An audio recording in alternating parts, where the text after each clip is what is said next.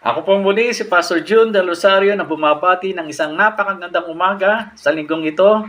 At ako po ay nais magbahagi ng salita ng Diyos upang tayo po ay magkaroon ng kaalaman patungkol po sa ating spiritual na pamumuhay. Ang unang bahagi ko na aking sasabihin sa inyo ay pinamagagan kong focus on your future because life is a journey. Mga kaibigan at mga kapatid, hindi ningit sa atin na ang bawat isa ay meron tayong kanya-kanyang plano para sa ating mga buhay. Amen po ba?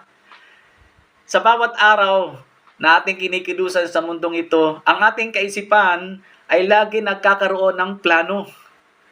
Araw-araw meron po tayong ginagawa, ina-advance natin ang ating mga gagawin, ino-organize natin ang ating gagawin sa buong maghapon, sa susunod na araw, o dili kaya sa susunod na linggo. Marami tayo mga kaisipan na pinaplano po para sa ating buhay. Unang-una po, sinabi po ng Diyos doon sa Jeremiah chapter 29 verse 11. Babasahin ko po sa inyo.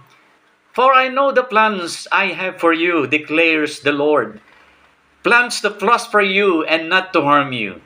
Plans to give you hope and a future. Ito po ay naisalin sa New International Version.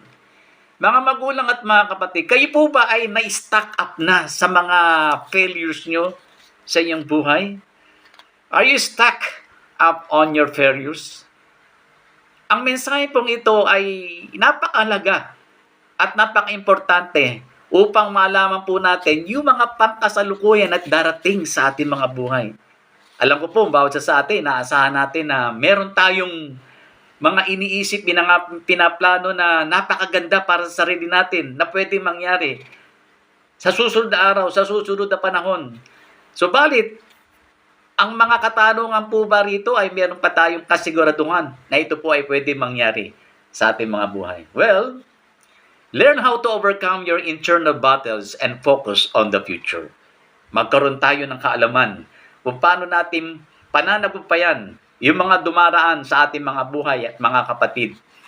Kayo po ba ay lumalakad ng merong pananampalataya at natatanggap ninyo ang tagumpay para sa ating Panginoon? Mga magulang at mga kapatid, ito po ay kinakailangan nating sampalatayanan. Pagtiwalaan po natin ang ating Panginoon. Ito po ay nararapat para sa bawat isang mananampalataya na lubusang nagtitiwala para sa ating Panginoon. Meron kang future, di po ba? Ang lahat ng tao nangangarap, nagpaplano para sa kanilang mga buhay.